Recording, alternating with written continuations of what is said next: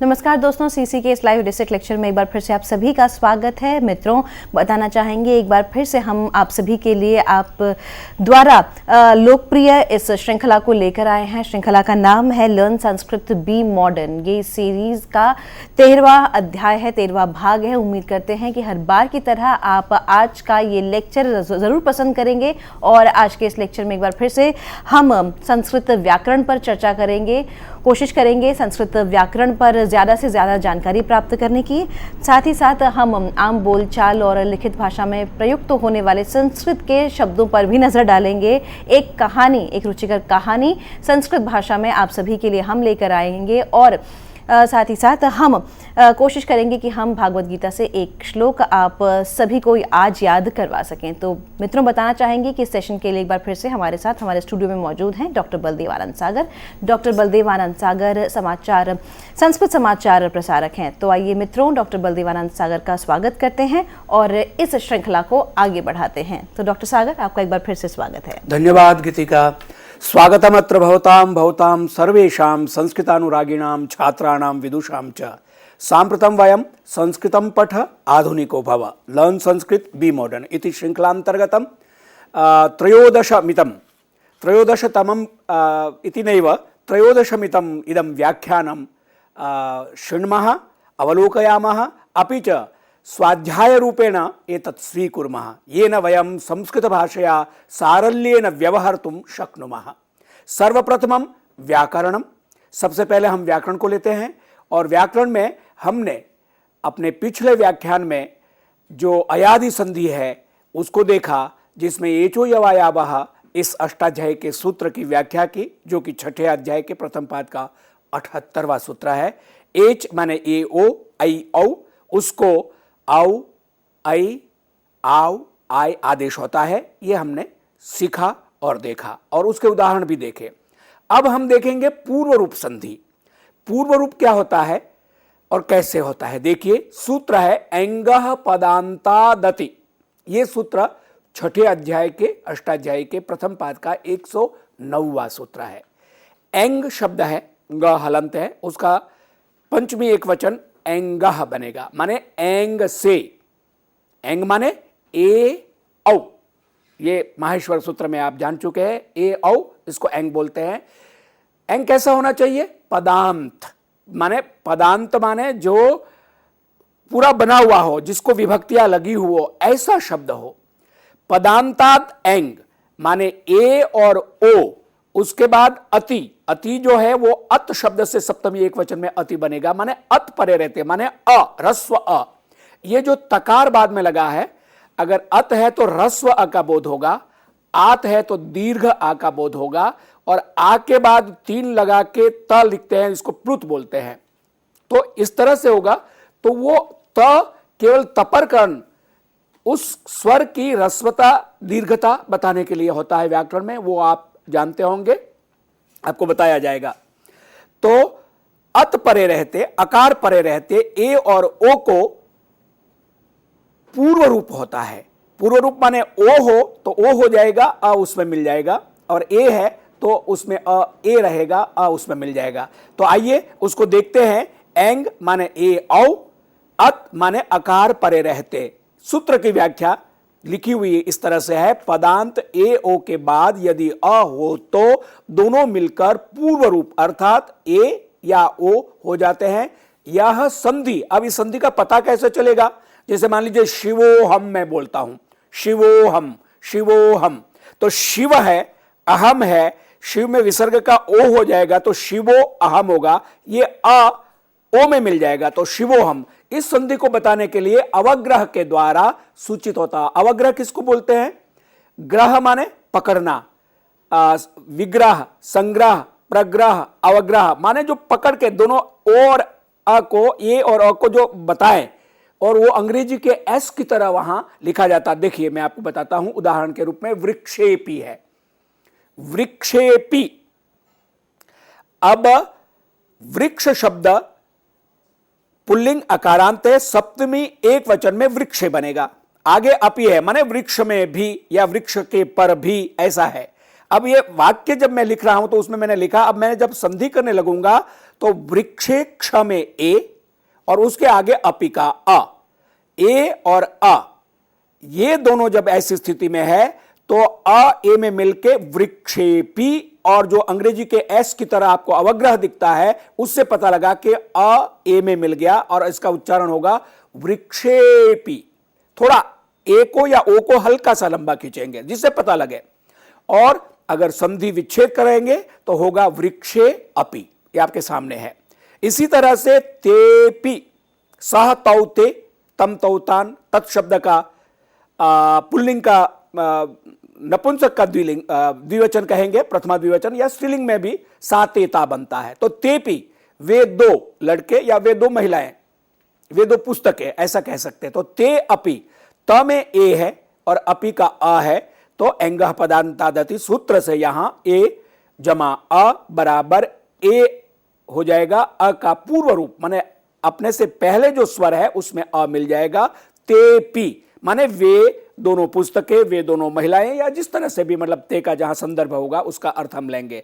तो ये एंगः पदांतादति सूत्र से पूर्व रूप हुआ। ए और ओ को आगे अ परे रहते और कोई स्वर नहीं, क्योंकि एक विकल्प में वांतोई प्रत्यय भी सूत्र है, उसमें मैं नहीं जा रहा हूं, वो विस्तार से है, लेकिन कुछ अपवाद होता है। तो हमारे यहां जैसे मैंने पहले कई बार आपको कहा है कि सूत्र बनाए महर्षि पाणिनि ने और उसके आधार पर व्याकरण व्यवस्थित किया, लेकिन महामुनि पतंजलि ने उस पर भाष्य लिखा कि किस तरह से करना चाहिए, और कात्यायन मुनि ने उस पर वार्तिक लिखे। यानी एक एक उत्तरोत्तर जो व्याकरण विशारद शास्त्री मुनि लोग थे, उन्होंने उसमें जो कमियां थी उसको उसमें इनपुट किया। तो इस तरह से व्याकरण को समृद्ध बनाने में आज भी, क्योंकि बाद में भी व्याकरण धीरे धीरे धीरे जो भी, क्योंकि भाषा एक प्रवाह की तरह होती है, लेकिन संस्कृत भाषा प्रवाह के तरह होने पर भी इसमें एक मर्यादा है, एक व्यवस्था है, एक अनुशासन है। शब्दानुशासनम अथ शब्दानुशासनम कहते हैं। इस अनुशासन में रहते हुए भी उत्तरोत्तरवर्ती जो भी विकास, जैसे आजकल हम उदाहरण ले ले, बहुत सारे अंग्रेजी के शब्द या दूसरी भाषा के शब्द हमने संस्कृत में लिए हुए हैं, और उन शब्दों को थोड़ा सा बदल के या संस्कृत भाषा के स्वरूप के अनुकूल प्रकृति प्रत्यय लगा के उसको हम अपने डे टू डे व्यवहार में उसका प्रयोग करते हैं, तो वो संस्कृत के शब्द माने जाएंगे, या उत्तरोत्तर कुछ वर्षों बाद जो आने वाली पीढ़ी है उसको संस्कृत का शब्द मानेगा और उसका अर्थ निकालेंगे, क्योंकि संस्कृत में वो क्षमता है कि प्रत्येक शब्द की व्युत्पत्ति कैसे हो। वैसे आप जानते होंगे कि एक यौगिक और एक रौढ़िक, माने योग जुड़ने से बनते, प्रकृति प्रत्यय से शब्द बनते हैं, और कुछ शब्द होते हैं रूढ़ी होते हैं। रूढ़ी माने वो बोल दिया, कह दिया, उसका कोई अर्थ नहीं, जो प्रचलित लोक व्यवहार में उसका अर्थ होता है उसी में उसका प्रयोग होता है, उसको हम विश्लेषण नहीं कर सकते हैं। दो तरह के शब्द, इसीलिए उणादिभ्यो अण करके एक सूत्र बनाया पाणिनि जी ने, और इस उणादि जो शब्द वर्ग है, समूह है, उसमें प्राय सारे नए नए शब्दों को सिद्ध किया जाता है उसके अर्थ के अनुसार। इसी तरह से अब अगला उदाहरण लेते हैं, विष्णोत्र आपके सामने है। विष्णोत्र, विष्णु जमा अत्र, विष्णु अणा में ओ है और अत्र का अ है, और इसका पूर्व रूप हो गया तो विष्णोत्र। इस तरह से हम बोलेंगे संधि में। अब ये पूर्व रूप संधि इतनी संक्षिप्त आप समझिए, जो अवांतर भेद है, विस्तार है, उसको मैं आपको नहीं बता रहा हूं। मुख्य रूप से यही संधि काम में आती है। अब दूसरी संधि शुरू होती है, पररूप संधि। जैसे पूर्व रूप संधि थी, पूर्व में ए और ओ को अ मिल जाता था, पररूप दो शब्द होते हैं, तो अब जो परे वाला जो शब्द है उसमें पूर्व वाला अच कैसे मिलेगा, उसके लिए सूत्र है एंगी पररूपम। एंगी पररूपम, छठे अध्याय के प्रथम पाद का 94वां सूत्र है ये। एंग परे रहते, जैसे पहले एंगः पदांतादति था, माने एंग से परे, पदांत एंग से परे अ रहते पूर्व रूप होता है, उसके ठीक उल्टा एंगी माने एंग परे रहते, जो अ है एंग ए औ, और उस अ को पर रूप हो जाएगा। व्याख्या है, अकारांत उपसर्ग के बाद यदि ए ओ से प्रारंभ होने वाली धातु हो, अब यहां पदांत नहीं है, शब्द नहीं है, धातु है।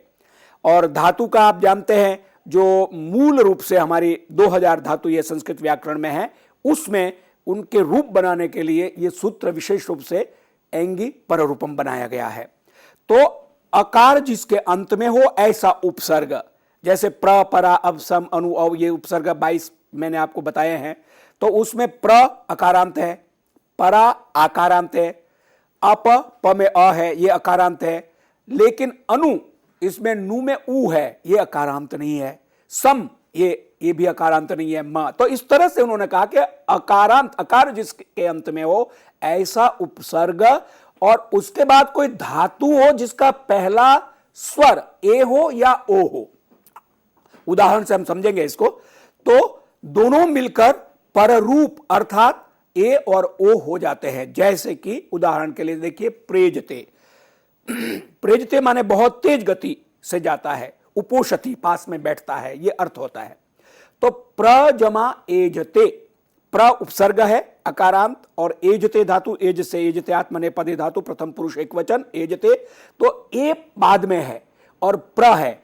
अब यहां क्या होता है, यहां वृद्धि होनी चाहिए, वृद्धिरेचि वृद्धिरादैच, पहले दो सूत्र आप देख चुके हैं, पढ़ चुके हैं। तो अ में, प्र में अ है और ए है, तो प्रैजते होना चाहिए। लेकिन यह सूत्र एंगी पररूपम सूत्र कहेगा नहीं, यहां पर पररूप होगा, माने प्र का अ एजते की ए में मिलके प्रेजते बनेगा, प्रैजते नहीं बनेगा। तो इसलिए इसको कहा जाता है, संस्कृत मैथमेटिकल है, गणितात्मक है। यानी प्रेजते आप बोलेंगे तो शुद्ध है रूप है, अगर प्रैजते कोई वृद्धि कर देगा तो अशुद्ध माना जाएगा। तो प्रेजते तेज गति से चलता है, जाता है। उपोषति, उप जमा ओषति, प में अ है, उप उपसर्ग है, ये तो आप जानते ही है, और वो अकारांत है। आगे ओषति, उषति रहता है, स्थिर होता है, बैठता है, स्थान लेता है, इस अर्थ में ओषति बनेगा। तो प्र में, उप प में अ और ओषति का वो यहां वृद्धि हो जाएगी। वृद्धि यहां क्या कहेंगे, लागू है, यानी प्रभावित होनी है। लेकिन उसी समय सूत्र आएगा एंगह पदांतादति। ये शैली है प्राचीन पद्धति व्याकरण पढ़ाने की, जो पद्धति से हम गुरुकुल में पढ़े हैं कि उप में प में अ है, ओषति का वो है, सूत्र आएगा वृद्धि रेचि, और यहां वृद्धि संज्ञा करके वृद्धि आदेश जैसे ही आएगा तो सूत्र आएगा एंगह एंगी पररूपम। वो कहेगा नहीं, यहां वृद्धि नहीं होगी, क्योंकि उपसर्ग अकारांत है उप, और आगे ओषति धातु उकारांत है, तो पररूप हो जाएगा उपोषति, उपौषति नहीं होगा, वो शुद्ध हो जाएगा। तो इस तरह से व्याकरण की ये जो जिसको कहते हैं सूक्ष्म गुत्थियां या न्यूएंसेस जिसको हम बोलते हैं, वो व्याकरण पाणिनि व्याकरण अष्टाध्यायी से पढ़ने के बाद हमको पता चलता है। जो गंभीर अध्ययन करना चाहते हैं उनके लिए, सामान्य रूप से कोई प्रयोग करेगा और वो वृद्धि कर देगा तो वो क्षम्य होगा, माना जाएगा। लेकिन ये जानना जरूरी है कि यहां शुद्ध रूप क्या है, अशुद्ध रूप क्या है, जिससे कि शुद्ध संस्कृत को हम पढ़ सुन और बोल सके। अब आगे चलते हैं शब्द रूप में। ये पूर्व रूप और पररूप संधि मैंने आपको बता दी। अब शब्द रूप चलते हैं। उसके बाद हम 3 और संधि या स्वर संधि है वो बाद में लेंगे अगले वाले व्याख्यान में, और फिर व्यंजन संधि कुछ है जो जरूरी है संस्कृत को सामान्य रूप से जानने के लिए, वो हम करेंगे। शब्द रूप में हमने पितृ और मातृ रूप चलाया था, पिता पितरौ पितरः पितरम पितरौ पितृन, इस तरह से, और माता मातरौ मातरः मातरम मातरौ मातृ, ये नकारांत नहीं होता, ये मैंने आपको बताया था। और माता संबोधन में हिंदी में माताश्री या माते जो बोलते हैं वो अशुद्ध है, ये भी बात हमारे पिछले व्याख्यान में हो गई। इसके बराबर रिकारांत और शब्द, क्योंकि पितृ रिकारांत पुल्लिंग है और मातृ शब्द रिकारांत स्त्रीलिंग है, पुल्लिंग और स्त्रीलिंग। तो कौन से होंगे वो आज हम देख लेते हैं, फिर हम आगे चलेंगे। आइए, पितृ शब्द आपके सामने, पिता पितरौ पितरः, इस तरह से आपने चलाया।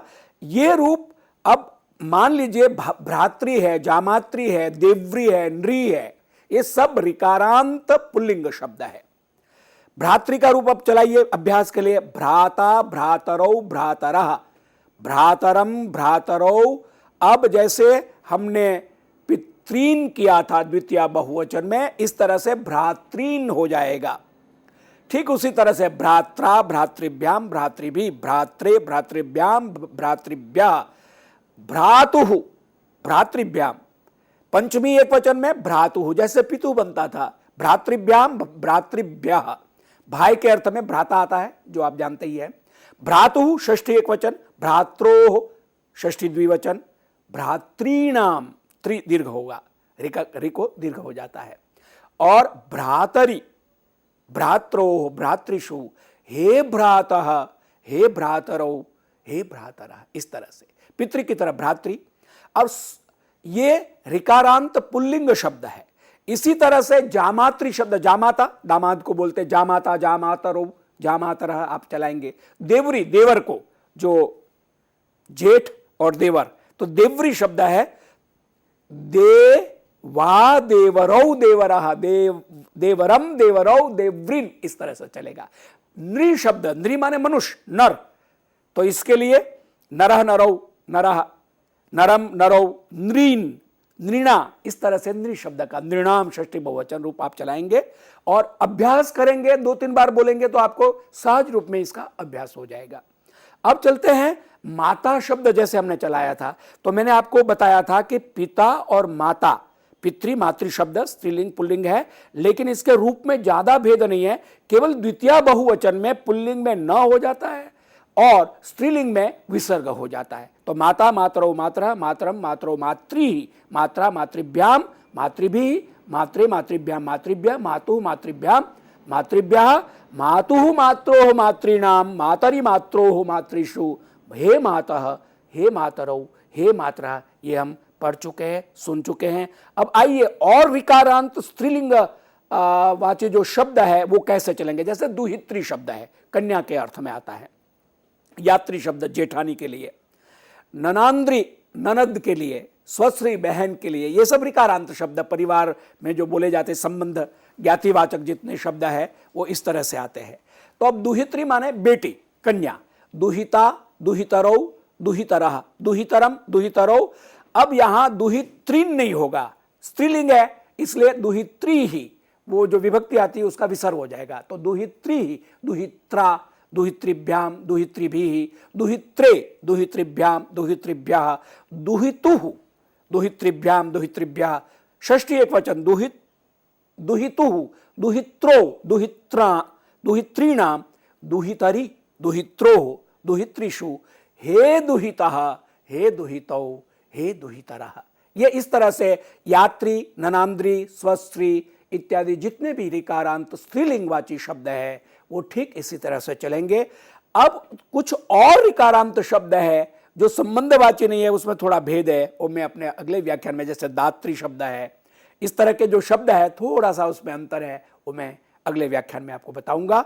आइए आगे चलते हैं अगले सेगमेंट में। और अब शुरू होती है कथा कौमुदी। हम आज एक बहुत अच्छी कथा पढ़ने जा रहे हैं, सुनने जा रहे हैं। पिछले व्याख्यान में मैंने चंद्रशेखर आज़ाद के बारे में जैसे आपको बताया था, आज मैं आपको भगवान बुद्ध के बारे में एक कथा सुनाने जा रहा हूँ। ये बहुत प्रचलित कथा है, अभी कुछ दिनों पहले व्हाट्सएप पर कुछ लोगों ने प्रचारित भी की है, भोगान भुक्ताः। ये जो शीर्षक है ये भर्तृहरि के नीति शतक के एक श्लोक से लिया गया है और श्लोक इस प्रकार है, भोगान भुक्ता वयमेव भुक्ता तपो न तप्तम वयमेव तप्ता। जो भोग है, जितने भी पदार्थ है, हमारी 5 इंद्रियां हैं, 5 सेंस ऑफ ऑर्गन, उससे हम भोग भोगते हैं, रूप का दर्शन करते हैं, पान करते हैं, स्वाद लेते हैं, सुनते हैं मीठा, स्पर्श कठोर और मृदु करते हैं। तो जो भोग है वो भोगे नहीं गए, भर्तृहरि कहते हैं, हम ही भोग लिए गए। यानी पैदा होते हैं, बड़े हुए, बूढ़े हुए और समाप्त हो गए, हमारा भोग लग गया, समाप्त हो गए। भोगान भुक्ता वयमेव भुक्ता तपो न तप्तम वयमेव तप्ता। हमने बड़ा प्रयास किया कि तप तपे, तपना गर्म होना होता है, माने विशेष साधना करे। जैसे संस्कृत भाषा के लिए अभ्यास करते हैं तो ये तप है, संगीत के लिए रियाज करते हैं घंटों तक, ये तप है, क्रिकेट के मैदान में घंटों तक खेलते हैं, ये तप है। कोई भी विधा में विशेष श्रम करना वो तप है, तपना, अपने आप को तपाना, शरीर को, इंद्रियों को तपाना।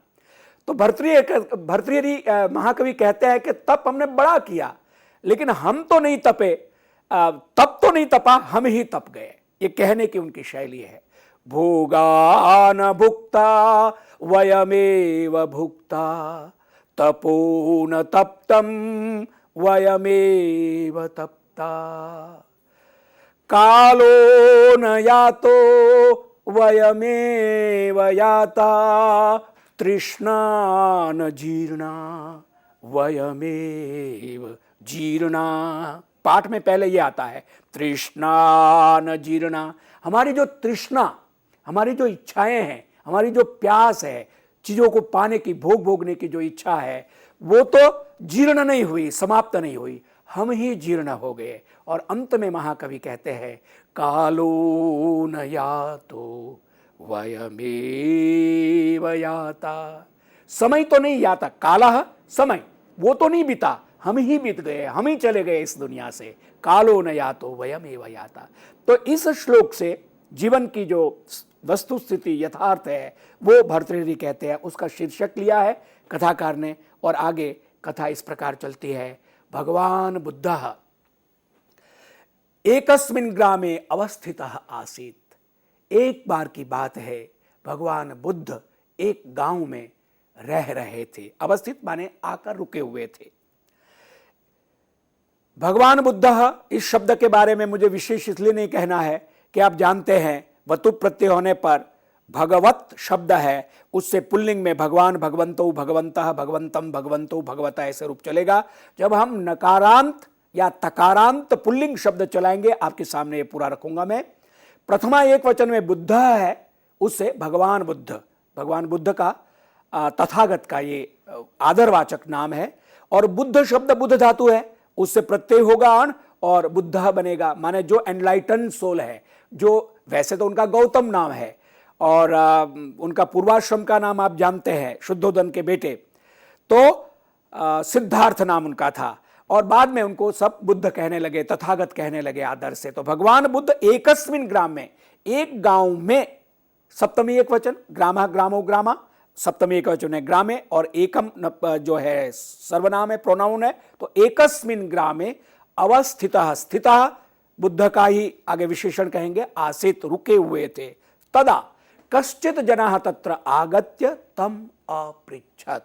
उस समय कश्चित जना, कोई एक व्यक्ति, कोई एक आया, तत्र आगत्य, वहां आकर, तम भगवान बुद्ध को, अपृच्छत् पूछा, भगवान विगत 30 वर्षेभ्यः भवतः सत्यस्य शान्तेः मोक्षस्य च उपदेशानां कः प्रभावः अभवत्। आप पिछले 30 वर्षों से सत्य के, शांति के, मोक्ष के जो उपदेश दे रहे हैं, उसका प्रभाव क्या हुआ, आप बताएं। यहां भगवान संबोधन में है, प्रथमा जो संबोधन एक वचन, इसलिए हे भगवान ऐसा माना जाएगा। ऊपर भगवान जो है वो प्रथमा विभक्ति एक वचन में है, तो वहां व में अ को दीर्घ हो गया, यहां दीर्घ नहीं होगा। हे भगवान विगत 30 वर्षेभ्यः, अब ये भ्यः जो लगा ये पंचमी बहुवचन है, जैसे मातृभ्यः पितृभ्यः भी पढ़ चुके, पहले भी पढ़ा है। विगत माने पिछले, 30 माने 30, ये संख्यावाची शब्द 30, एकत्रिंशत्, द्वात्रिंशत्, इस तरह से विंशति, एकविंशति, द्वाविंशति शब्द हम 100 तक बाद में अलग से चलाएंगे। तो विगत 30 वर्षेभ्यः, पिछले 30 वर्षों से, भवतः, भवत शब्द का षष्ठी एक वचन, भवतः आपके, सत्य के, शांति के, मोक्ष के, सत्य, शांति और मोक्ष का उपदेश, आध्यात्मिक जो आपकी प्रवचन माला है उसमें आप जो ये उपदेश देते हैं, उसका च उपदेशानाम, चोपदेशानाम, संधि कर दिया, च उपदेश, च का अ और उ मिलके ओ बन गया, गुण संधि हम पढ़ चुके हैं। उपदेशानाम का प्रभावः अभवत्, भवति, अभवत्, भविष्यति, अभवत्, लंग लकार में भू धातु से, प्रथम पुरुष एक वचन। कियन्तः सन्ति ईदृशाः जनाः यैः मोक्षः अधिगतः। कितने ऐसे लोग हैं जिन्होंने मोक्ष प्राप्त किया, यह प्रश्न था उस व्यक्ति का, जिज्ञासु का। कियन्तः सन्ति, कितने हैं ईदृशा ऐसे जना लोग, यही ही जिन्होंने मोक्ष ज्ञान प्राप्त कर लिया, मुक्ति प्राप्त कर ली, निर्वाण प्राप्त कर लिया, अधिगतः प्राप्तः, गम धातु से अधि उपसर्ग पूर्वक प्रत्यय करके अधिगतः। ऐसे कितने लोग हैं भगवान जिन्होंने मोक्ष प्राप्त कर लिया आपके उपदेश को सुनकर? आप मुझे बताइए आपके प्रवचनों का प्रभाव क्या है। सुनिए, बुद्धः तस्य वचनम अश्रुणोत, भगवान बुद्ध ने उसकी बात सुनी, अवदच्च और बोले, त्वम ग्रामम गत्वा लोकान पृच्छ, तुम गांव में जाओ और लोगों से पूछो। त्वम ग्रामम गत्वा, त्वम मध्यम पुरुष है, एक वचन है, ग्रामम द्वितीय विभक्ति एक वचन, गत्वा जाकर, त्वा प्रत्यय गम धातु से, लोकान लोगों को, जनान पृच्छ लोट लकार मध्यम पुरुष एक वचन, पृच्छति बनता है, पृच्छतु लोट लकार में बनता है और उसका मध्यम पुरुष एक वचन पृच्छ, जैसे गच्छ आगच्छ धाव, इस तरह से। त्वम ग्रामम गत्वा लोगान पृच्छ, तुम गांव में जाकर लोगों को पूछो, कह सत्यम इच्छति, कह शांतिम इच्छति, कष्ट मोक्षम इच्छति। कौन सत्य को चाहता है, कौन शांति को चाहता है, कौन मोक्ष को चाहता? जो प्रश्न तुमने पूछा, तुम स्वयं गांव में जाकर जरा सर्वे करके आओ कि सत्य की, शांति की, मोक्ष की इच्छा प्राप्त करने की इच्छा किसको है, उसके बाद मैं तुम्हारे प्रश्न का उत्तर दूंगा।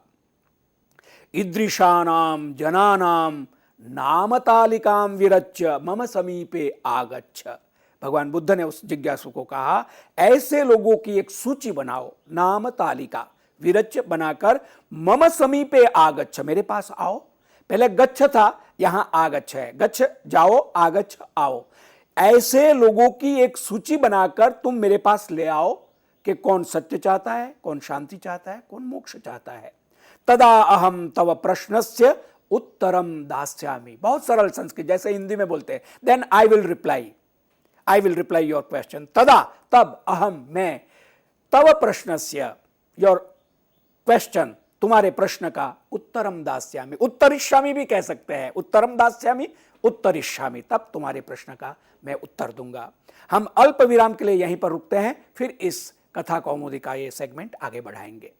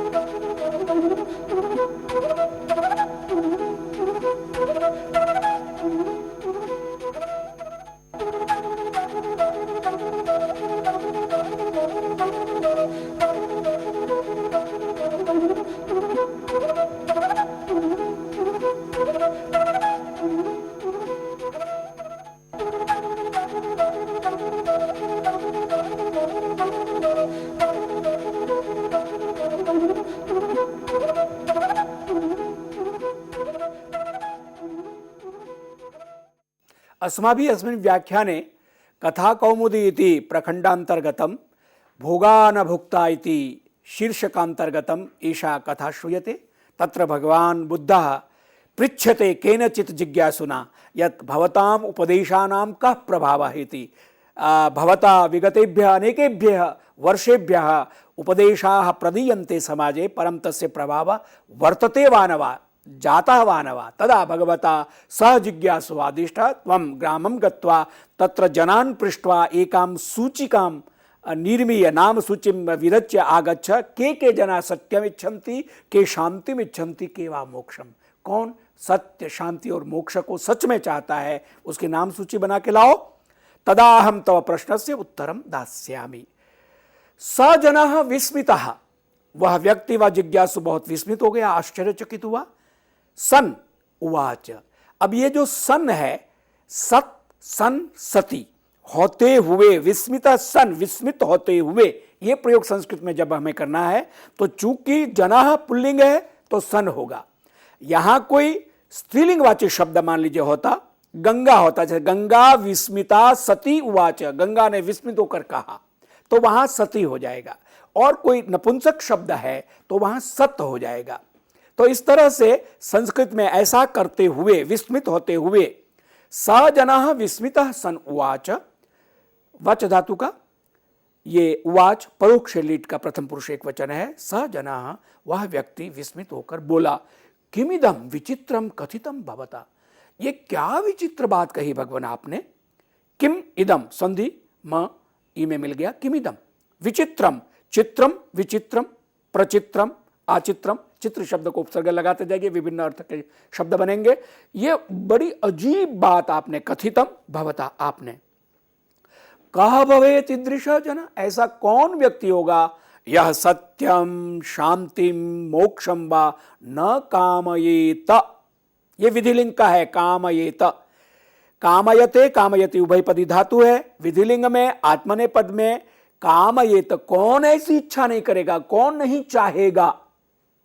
कह भवेत ईदृशः, कौन ऐसा होगा, भवेत भी विधिलिंग का प्रथम पुरुष एक वचन शब्द है, कौन ऐसा होगा, जनः व्यक्ति, यह जो कि सत्यम शांतिम मोक्षम वा, सत्य शांति और मोक्ष को न कामयेत, नहीं चाहेगा। ततः भगवंतं प्रणम्य असौ जनः सर्वं दिनं ग्रामे अभ्रमात्, भ्रमति अभ्रमत, घुमा। उसके बाद भगवंतं प्रणम्य, भगवंत भगवान बुद्ध को, अब ये भगवत शब्द का द्वितीय एक वचन, भगवंतम भगवंतौ भगवतः भगवता, भगवद्भ्याम भगवत भी इस तरह से रूप चलेगा तकारांता। भगवंतम प्रणम्य, नत्वा प्रउपसर्ग लगा दिया तो न को अणा हो गया और त्वा को ल्यप हो गया, प्रणम्य प्रणाम करके, असौ वह जनः व्यक्ति, सर्वम दिनम सारा दिन, ग्रामे अभ्रमत, ग्रामम अभ्रमत भी होगा, ग्रामे अभ्रमत भी होगा, गांव में घुमा, कर्म भी बनेगा अधिकरण भी बनेगा, गांव में घुमा। एकैकम जनम च अपृच्छत, एकैकम जनम चा पृच्छत, च और अ में संधि करके चा कर दिया, चा पृच्छत, हर एक एक व्यक्ति को, एक एक इति एकैकम, संधि कर दी, वृद्धि हो गई, एकैकम, हर एक व्यक्ति को जाकर उसने पूछा, त्वम किम इच्छसि इति, आप क्या चाहते हो, तुम क्या चाहते हो। इस तरह से हर एक व्यक्ति के पास में जाकर उस व्यक्ति ने सर्वे किया कि कौन शांति चाहता है, कौन मोक्ष चाहता है, कौन सत्य को चाहता है।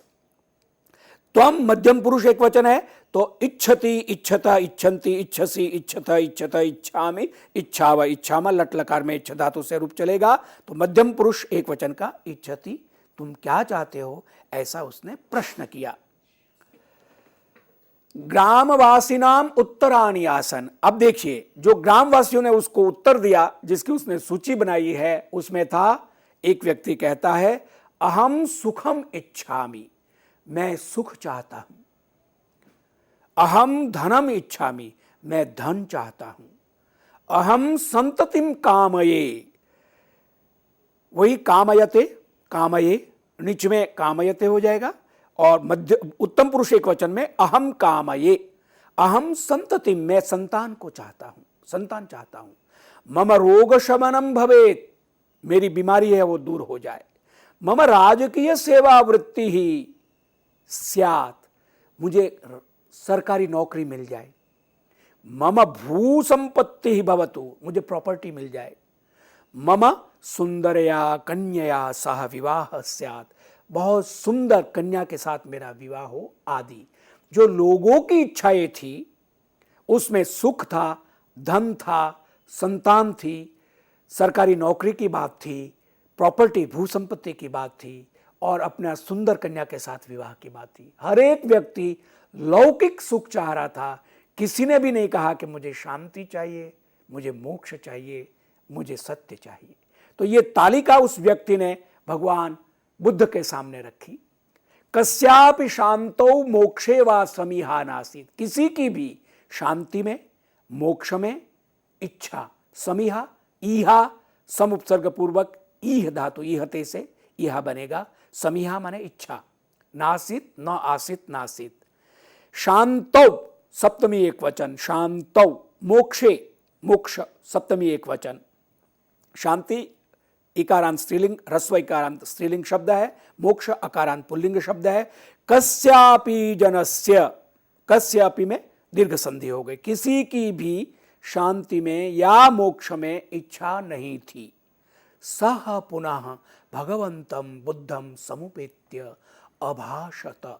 सह जनः जिज्ञासु जनः येन प्रश्नः पृष्ट आसीत् पुनः पुनरेकवारं पुनः भगवंतं बुद्धं समुपेत्य आगत्य समीपम आगत्य अभाषत, बोला। भाषते, भाषेते, भाषन्ते, भाष धातु आत्मनेपदी है, उसका लंग लकार प्रथम पुरुष एक वचन अभाषत बनेगा, रूप चलेगा अभाषत, अभाषताम, अभाषण। इस तरह से संबोधन में हे भगवान विचित्र अयम ग्राम, वो स्वयं उसने स्वीकार कर लिया, सरेंडर कर लिया, प्रभु भगवान ये गांव तो बड़ा अजीब व गरीब है, विचित्र है। कोपि शांतिम मोक्षम वा न समीहते, कोई भी शांति या मोक्ष को नहीं चाहता है। कोपि, यहां अभी अभी हमने पूर्व रूप संधि पढ़ी सुनी कि ओ है आगे और अपि का अ है, तो वो पूर्व रूप हो गया और अवग्रह से वो संधि बता दी अंग्रेजी के एस की तरह। कोपि कह अपि, कोई भी शांति या मोक्ष को नहीं चाहता है। भगवान उवाच, भगवान बुद्ध ने कहा शृणु तावत, तो अब सुनो तुम मेरी बात। यदि इच्छा एव नास्ति प्राप्ति कथम स्यात्, ये है मॉरल मैसेज इस कहानी का। जब इच्छा ही नहीं है तो मिलेगा कैसे। इसलिए हमारे जो आदरणीय महामहिम भूतपूर्व राष्ट्रपति एपीजे अब्दुल कलाम साहब कहते थे कि स्वप्न देखना चाहिए, इच्छा होनी चाहिए। स्वप्न देखेंगे तो उसको साकार करने का हम प्रयास करेंगे। स्वप्न केवल डे ड्रीमिंग, दिवास स्वप्न नहीं, सच्चा स्वप्न माने महत्वाकांक्षा। जीवन में महत्वाकांक्षा होगी, आगे बढ़ने की इच्छा होगी, वो चाहे लौकिक हो या आध्यात्मिक हो। भारतीय संस्कृति की यह विशेषता है, जहां उपनिषदों का ज्ञान है, जो आध्यात्मिक ऊंचाइयां या अपने पूर्ण स्वरूप का ज्ञान वो बाद में, लेकिन लौकिक उन्नति की बात हमारे यहां पहले। इसलिए स्वामी विवेकानंद कहते थे the material prosperity and material things are the foundation of spiritual traditions या spiritual achievements। जो हमारी भौतिक चीजें हैं हमारी आध्यात्मिक चीजों की आधारशिला है, नींव है।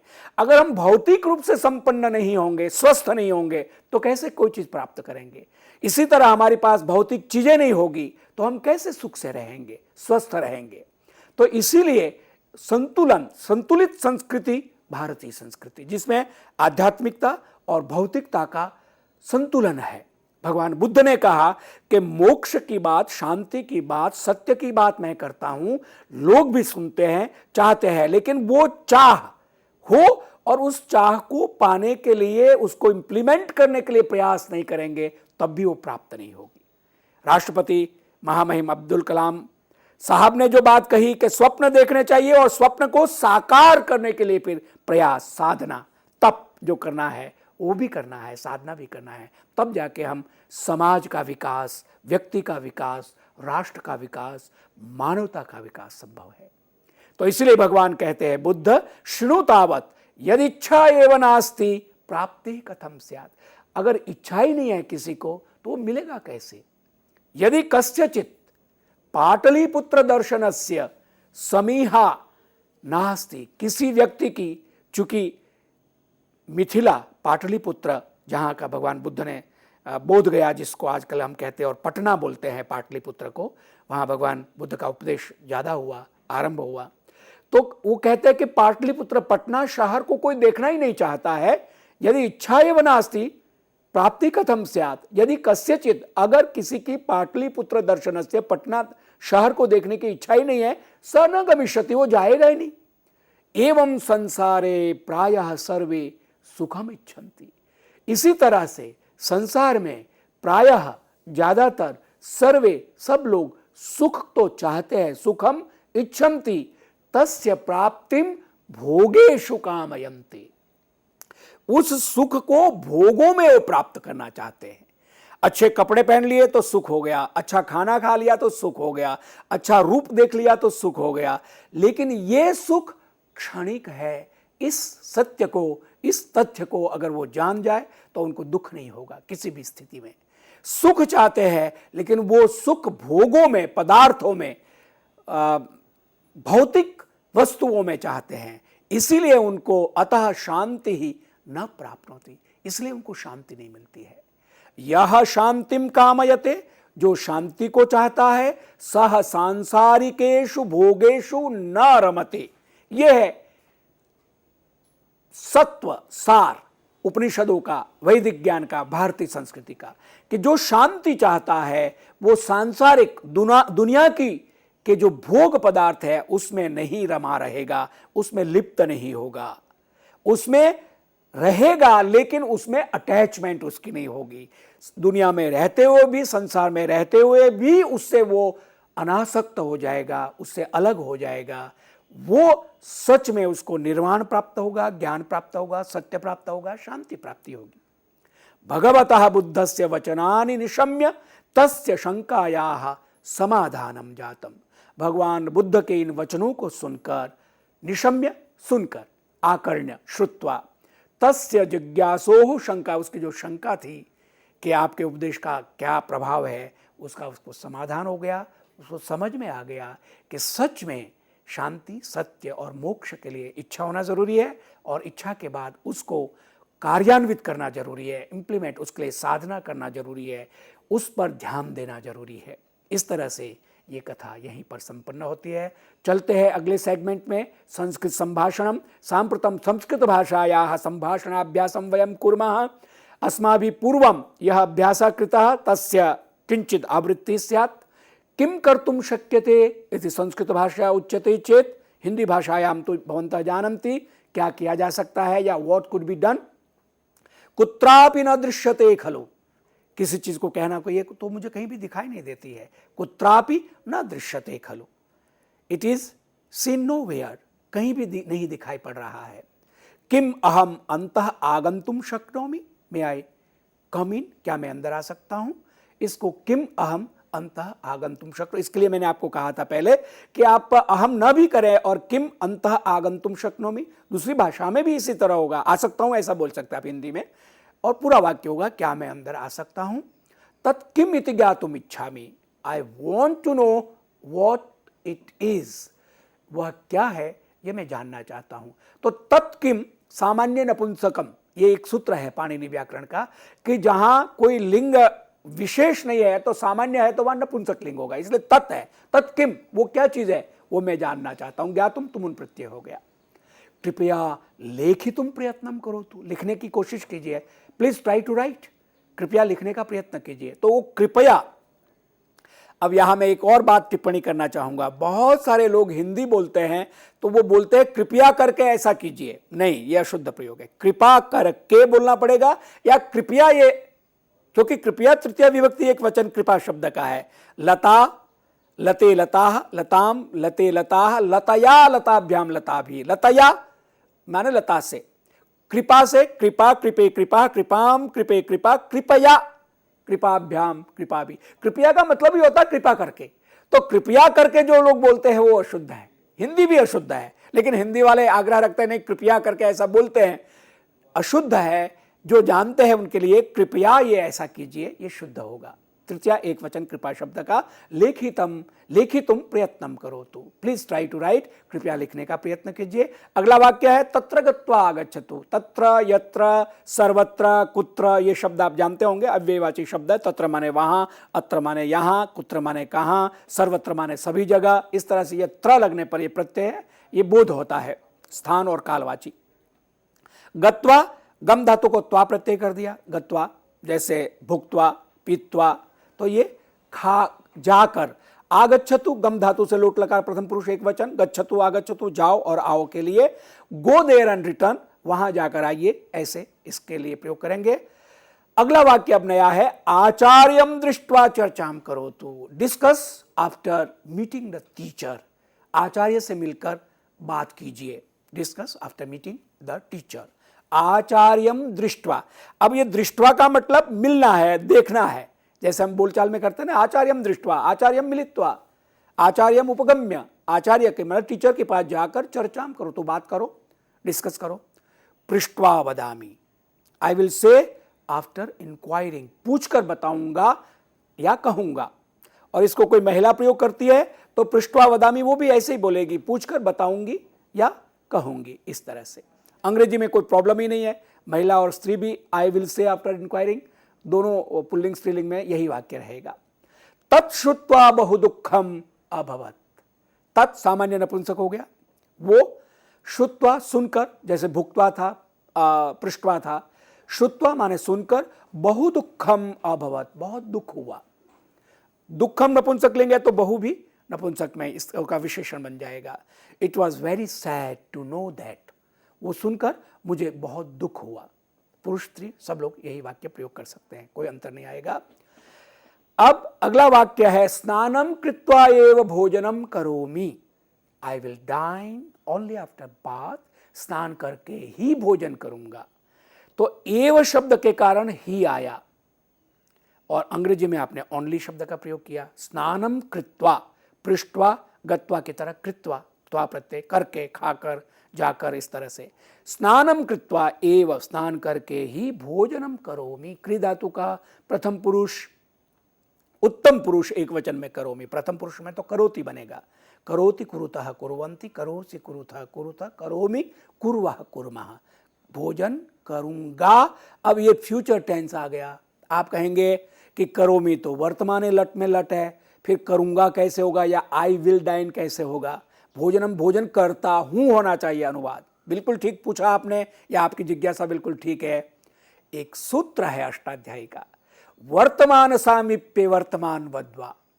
जब वर्तमान प्रेजेंट टेंस नजदीक हो तो वहां वर्तमान का भी प्रयोग होता है और भविष्यत का भी होता है। आता हूं, आऊंगा, जैसे किसी ने बुलाया, सागर जी आइए, तो मैं कहूंगा आता हूं, या मैं कहूंगा आऊंगा।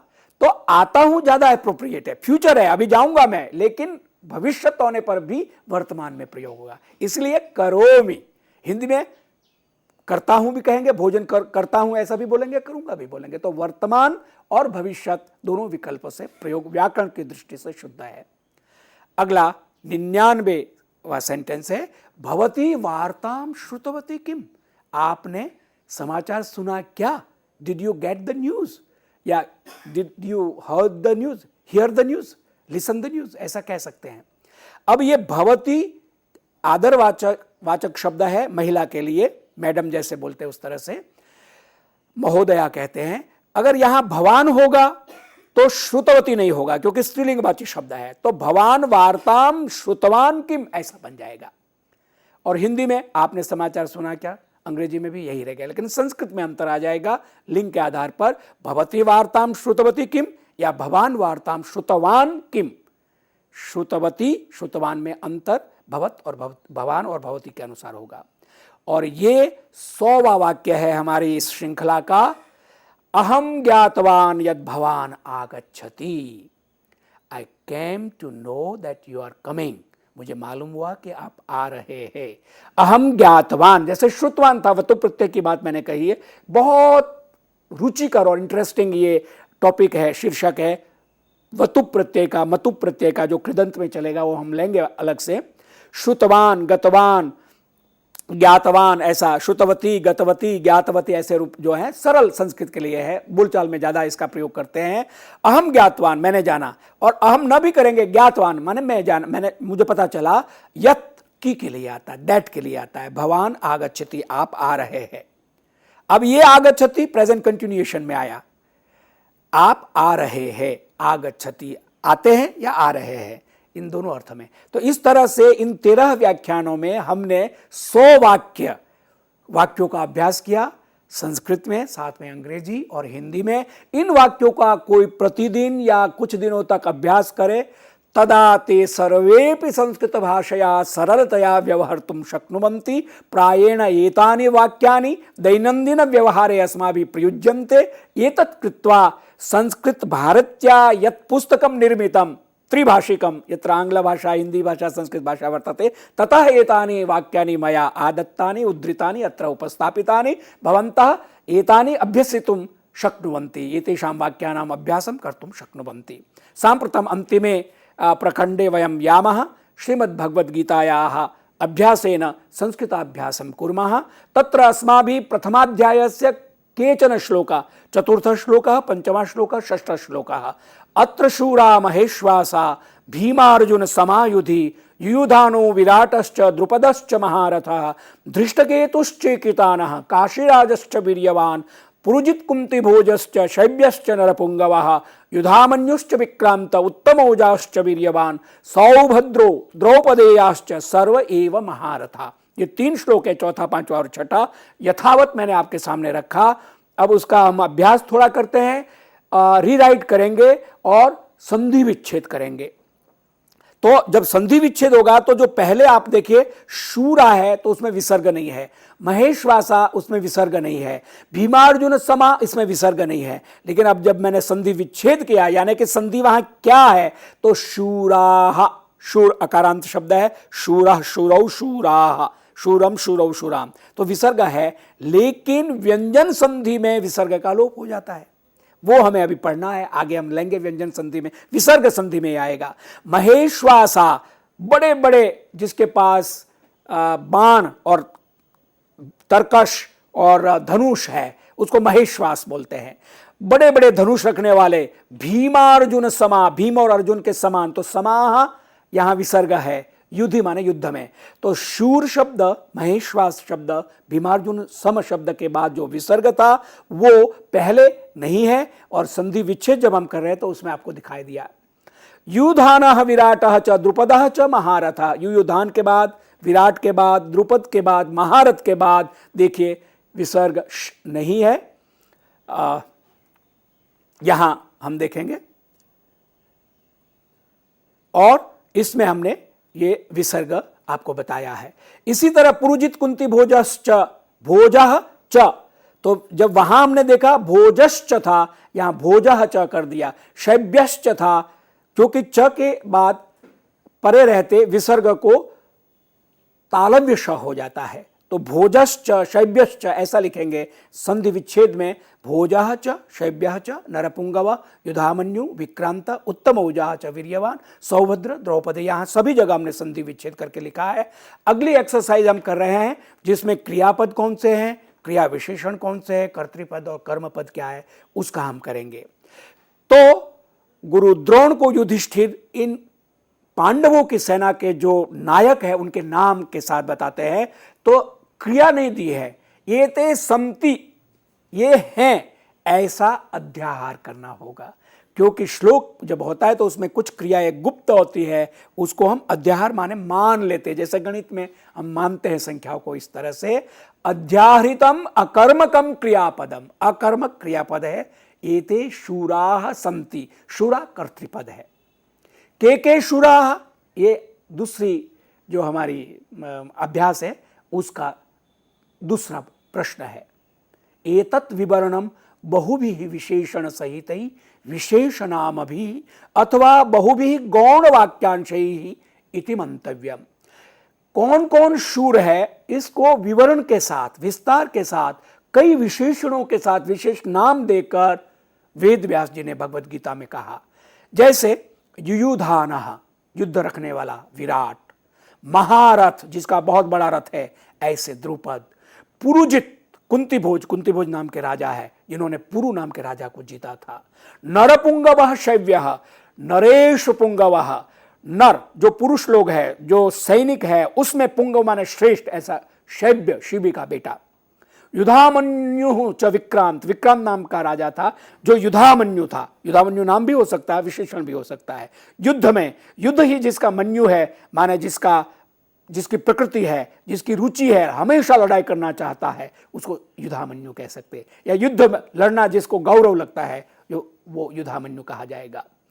उत्तमौजाः च वीर्यवान, वीर्यवान व्यक्ति है, नाम भी है विशेषण भी है।